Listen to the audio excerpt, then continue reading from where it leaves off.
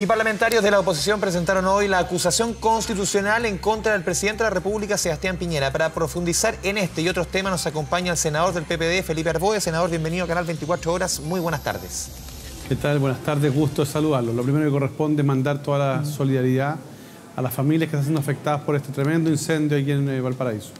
Senador, quiero partir con la información que se ha dado a conocer en las últimas horas, esta publicación de las actas de la reunión del COSENA, el Consejo de Seguridad Nacional, el pasado 7 de noviembre. Hace un ratito conversábamos con el presidente del Senado, Jaime Quintana, de su mismo partido, quien dijo que no están completas estas actas que se han publicado e incluso se da cuenta de esta discusión que también se dio el mismo día.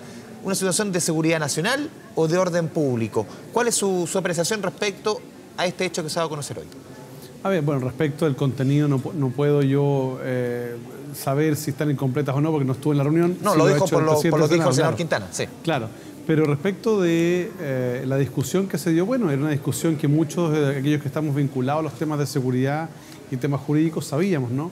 El Consejo de Seguridad Nacional es una institución que establecida en la Constitución Política y es un órgano asesor del presidente de la República para materias de seguridad nacional. Si uno hace una interpretación literal de los artículos de la Constitución, no solo del relativo al Consejo de Seguridad, sino también de las Fuerzas Armadas, es evidente que no tiene competencia para materias de seguridad interior. De hecho, las Fuerzas Armadas no tienen competencias para materias de orden público ni seguridad interior. En consecuencia, era una convocatoria probablemente no adecuada. Y yo entiendo que lo que buscó el presidente Sebastián Piñera probablemente es dar una señal al país. No obstante, probablemente no fue la más adecuada. Claro. Otro de los temas que también aparecen en estas actas del COSENA es el diagnóstico de que Carabineros en algún momento vio sobrepasado con todo lo que estaba ocurriendo. Surgen también ahí críticas al sistema de inteligencia. ¿Comparte usted parte de lo que se conversó en esa reunión? No cabe ninguna duda. Evidentemente el sistema de inteligencia en Chile, en materia de seguridad interior, estuvo completamente sobrepasado. La institucionalidad, tanto civil como policial, no fue capaz no solo de advertir lo que estaba ocurriendo, sino tampoco de reaccionar frente a lo ya ocurrido. De hecho, ya han pasado cerca de 30 días y las labores de inteligencia no han permitido que la autoridad, el presidente de la República, tenga información adecuada para poder hacer análisis prospectivo, es decir, de lo que viene en esta materia. Y eso es lamentable. Y por otro lado, evidentemente que Carabineros se vio sobrepasado. Ninguna institución está preparada para enfrentar una situación de tal magnitud y simultánea. Ahora, lo que hemos visto en días posteriores es altamente preocupante. Cuando una policía no es capaz de controlar o de mantener la seguridad y el orden público y en esa labor que ha sido ineficiente a mi juicio, adicionalmente se producen abusos y violaciones de los derechos humanos, es extremadamente delicado. Las policías democráticas en el mundo tienen la capacidad por la formación profesional para controlar el orden público y respetar los derechos fundamentales y reaccionar adecuadamente cuando están siendo atacados por una turba. Mi percepción es que acá lamentablemente han quedado de manifiesto que hay problemas graves de formación que van a tener que ser corregidos. Justamente en ese punto, senador, ¿se justifica a su juicio la petición de algunos parlamentarios que han pedido derechamente la renuncia, la salida del general director de Carabineros, Mario Rosas? Mire, yo no, creo que el error de origen tiene que ver con que cuando el presidente Sebastián Piñera le pidió la renuncia a 51 generales, ninguna institución, ninguna empresa, ningún servicio público resiste que a los 51 directivos más importantes los llamen a retiro, los despidan. Eso es muy complejo. Ahí está el problema. Seguir pidiendo renuncias me parece que no es el camino correcto. Probablemente lo que hay que hacer es de una otra forma buscar un mecanismo para asegurar que el control del orden público no signifique, por un lado, afectación y violación de derechos y, por otro lado, que sea mucho más eficiente porque hay un listado enorme de personas detenidas por lanzar piedra, pero hay un listado muy, muy escuálido, muy pequeño de los verdaderos violentistas, los que andan con las bombas incendiarias, los que están de otra forma generando, lanzando piedras con onda, que están causando daños muy graves. A esos a esas personas no se les logra detener. ¿Por qué? Porque hay falta de inteligencia y falta de capacidad operativa para poder hacer tácticas operativas destinadas a detener a esas personas y no confundir a los manifestantes que están pacíficamente o gente que incluso, como hemos visto en algunas imágenes, que están completamente observando la situación. Hay una imagen muy, muy fuerte de un padre que abraza a su hija, digamos. Bueno, ahí es cuando un funcionario profesional tiene que aplicar el criterio. O sea, hay una menor de edad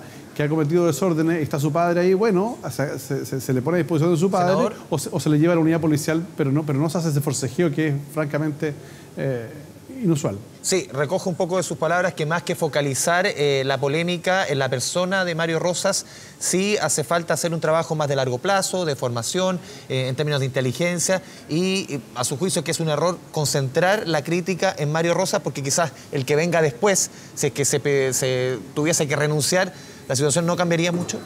Bueno, efectivamente. De hecho, bueno, esto es un tema que yo por lo menos advertí. Yo hablé con el ministro Chadwick en su oportunidad, antes que designaran al general Mario Rosas, le advertí, le dije, cuidado, bajar demasiado el escalafón trae consecuencias internas, operativas, prácticas, se requiere ser cuidadoso en estos cambios. Bueno, pero entiendo yo que el ministro Chadwick y el presidente Piñera querían poner como general director al actual general director, Mario Rosas, que era el edecán del presidente, bueno, y sacar a retiro un conjunto de generales.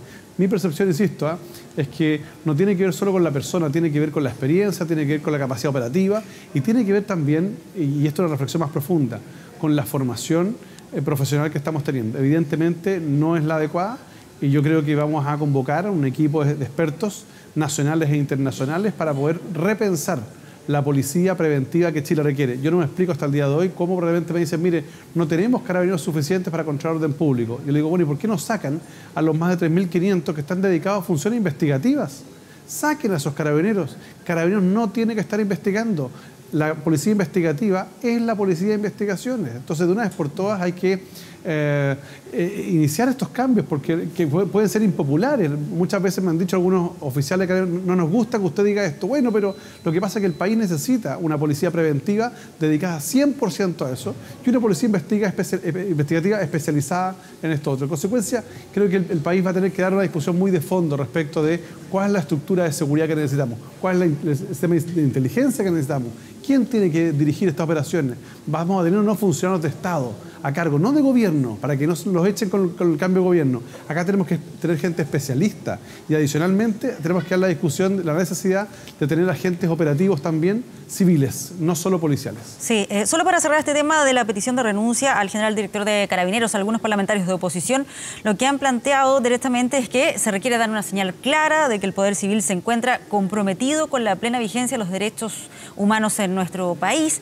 Esto en una carta que entregaron ahí en el Palacio de la Moneda y a eso también se suman los cuestionamientos que han surgido por el uso de los perdigones por parte de Carabineros, lo que ha provocado las lesiones oculares y también por este informe de la Universidad de Chile donde, según el trabajo que ellos hicieron, solamente el 20% de estos perdigones serían de goma. Bueno, tuve la oportunidad de ver el informe y la verdad es que es bien alarmante.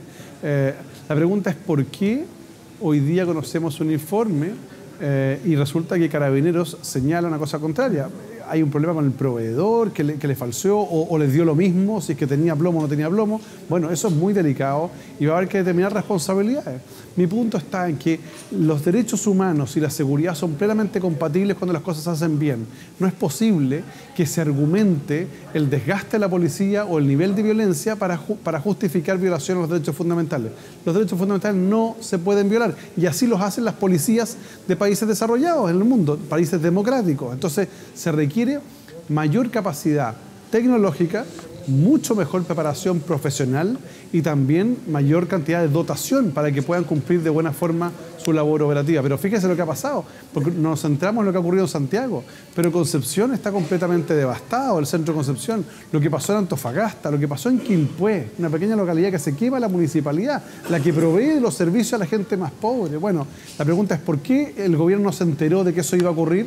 O bien, ¿por qué no ha logrado identificar a los autores de lo que ya ocurrió? Bueno, ninguno de los dos temas lo ha logrado y eso es un problema grave de inteligencia. Senador, lo quiero cambiar completamente de tema. Esta acusación constitucional que hoy día presentaron contra el presidente de la República, parlamentarios de oposición, obviamente usted no se puede referir porque existe la posibilidad de que tenga que verla después en el Senado, pero más que ir al fondo, a su juicio y lo que se ha discutido un poco, también el mismo Fidel Espinosa, diputado del PS, señaló que no es el momento, a su juicio. ¿Es el momento hoy día con la coyuntura de presentar una acusación de este tipo contra el presidente? No, yo no soy partidario, creo que Chile ha vivido un hecho histórico recientemente, cuál es el acuerdo para modificar la Constitución, el Acuerdo por la Paz. Es probablemente el hito histórico más importante de los últimos 40 años y creo que tenemos que crear un ambiente de reencuentro. Manteniendo los niveles de oposición que uno puede tener con el gobierno, pero hoy día se requiere, en primer lugar, una agenda social y en segundo lugar, una agenda de recuperación económica. A mí no me parece que estemos enfrentándonos, digamos, permanentemente. Hay peleas que hay que dar, evidentemente, pero son peleas no de peleas y rencillas entre unos y otros, sino que más bien es intentar poner las agendas, la agenda social, la agenda económica, con un carácter muy progresista. Pero estar hoy día discutiendo una acusación constitucional contra el presidente de la República, déjeme decirle que no sé en qué aporta. Creo que hoy día es momento en que todos, sin distinción, tengamos la capacidad de ponernos a disposición para poder trabajar y a enfrentar una agenda social en salarios, en pensiones, en medicamentos, en salud y una agenda económica para ayudar a las más de 40.000 pequeñas empresas que hoy día han quedado completamente destruidas, no solo por saqueo, sino por un problema de crisis económica. Piense usted que vamos a tener, a partir cercano a marzo, 2 dígitos de desempleo. Bueno, ¿cómo nos hacemos cargo de eso? Con una agenda de recuperación económica. Hoy día, más rato, tengo una reunión con el señor ministro de Hacienda, con un conjunto de senadores, para proponerle una agenda de recuperación económica. Hay que levantar Chile y para eso se requiere esfuerzos para trabajar y no para dividir. Senador, quiero ir al tema constitucional, a esta discusión que se ha puesto sobre la mesa desde el acuerdo llegado el jueves, en la madrugada del día viernes. Hoy día, por lo menos, recogíamos información de parte del director de CERVEL que se estaba discutiendo la posibilidad de que pudiesen votar menores de edad en el plebiscito de abril. No especificó, por lo menos yo no tengo antecedentes, si es que desde los 14 años, desde los 16 años, es así, se está discutiendo ese tema, es probable que eso suceda. Y lo segundo, ya está establecido un número de comisionados que van a trabajar en la elaboración de esta nueva Constitución en el caso de que gane el sí en abril. Esas 2 preguntas. Ya, lo primero, no es parte del acuerdo la rebaja en la edad para poder participar del plebiscito. En consecuencia, si alguna señora diputada o diputado o algún partido político quiere plantearlo, bienvenido sea, pero no es parte del acuerdo y por tanto tendrá que ser un proyecto de ley aparte y que no va en el paquete amarrado en el acuerdo, primer punto. Y en segundo lugar, respecto del servicio electoral, la segunda pregunta era... Sí, era el tema, el número de comisionados para que se ha puesto sobre la mesa 155, sí. Más o menos. Sí, lo que pasa es que el acuerdo plantea que se elegirán los comisionados de acuerdo al sistema electoral de los diputados. Los diputados y diputadas hoy día se eligen en 28 distritos, son 155, en consecuencia deberían ser 155 comisionados constituyentes elegidos de la misma forma que los diputados y diputadas, es decir, en estos 28 distritos, porque innovar en una modalidad distinta de distrito, un redistritaje, nos habría llevado 4 o 5 meses y tal como nos ha dicho el director del CERVEL, para que el plebiscito se pueda realizar en abril, se requiere tener aprobada la reforma constitucional y legal antes del 22 de diciembre de este año. Pero se puede innovar en el modo en que se puedan elegir esas personas que integren esa convención, es decir, cómo darle espacio también a independientes, sí, a dirigentes sociales, a aquellos que no necesariamente están vinculados a un partido político. Bueno, a mí me encantaría que participaran los independientes, pudiesen hacer listas, que también los gremios, toda la gente que quiera participar. Mientras más gente participe, más se oxigena la política. Ahora, eso no fue parte del acuerdo, razón por la cual tendrá que verlo la comisión técnica que decían los presidentes de los partidos, y ahí ya, por lo menos, yo no soy parte de esa comisión técnica y no soy presidente de partido, así que mal podría yo dar una respuesta al respecto. Solo mi opinión personal, a mí me encantaría que participaran los independientes, porque hay mucha gente que tiene ganas de participar de este proceso, pero que no se siente representado por ningún partido político. Bueno, porque no es la oportunidad, bienvenido sea, ¿no?